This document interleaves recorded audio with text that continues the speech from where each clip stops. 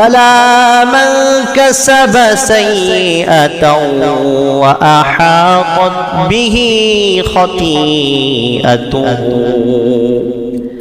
فأولئك أصحاب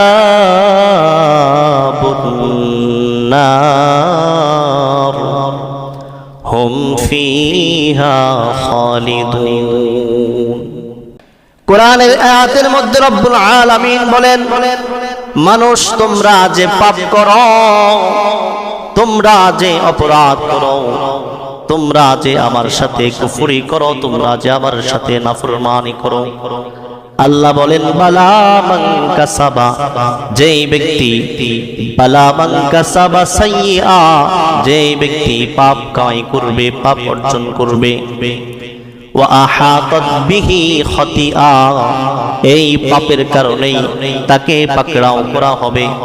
আল্লাহ বলেন ফাউলাইকা আসহাবুন নার, তাদের ঠিকানা হবে আল্লাহর জাহান্নাম। নাউযুবিল্লাহ। وهم يحملون أوزارهم على ظهورهم ألا ساء ما يزرون। আল্লাহ বলেন ওয়াহুম ইয়াহমিলুনা, তারা বহন করবে, আউজারহুম, তাদের পাপ সমূহকে তারা বহন করবে, আলা যুহুরিহিম, তাদের পিঠের মধ্যে। রব্বুল আলামিন বলেন আলা সাআ মা ইয়াজিরুন, সাবধান সাবধান, তারা যা বহন করবে তা অত্যন্ত নিকৃষ্ট। আল্লাহ বলেন যারা পাপ করে, অপরাধ করে, আমার সাথে নাফরমানি করে, কিয়ামতের দিন তারা সেই পাপগুলো তাদের পিঠের মধ্যে বহন করবে। আর আল্লাহ রাব্বুল আলামিন বলেন আলা সাআ মা ইয়াজিরুন, তারা যা বহন করবে তা অত্যন্ত মন্দ।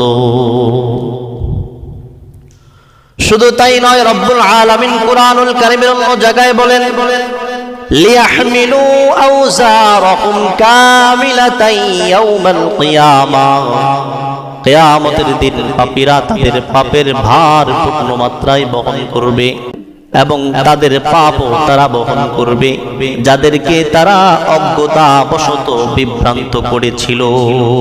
আলা সাআ মা ইয়াজিরুন,